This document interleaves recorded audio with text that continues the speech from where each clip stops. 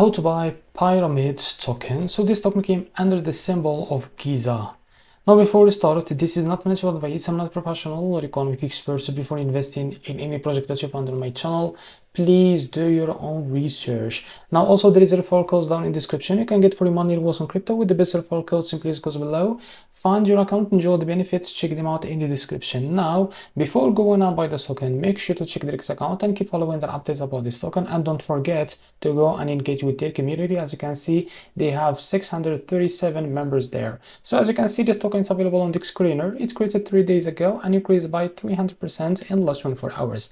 This token trended 11 in the Solana section. To be able to buy this token, it's easy and simple. Just click here to copy the token address, open your fund to mine it for that. Now as you can see, click on swap here. Make sure that you have enough Solana in your wallet. Now click here and paste the token that's in the search bar. Click on your token here. As you can see, now here you can type how much you want to buy. So here you will be able to see how much you receive next to that token. As you can see, to select the provider, click on pricing, click on provider, select the Jupiter, click on apply. Now go back, make sure to read all that information as you can see.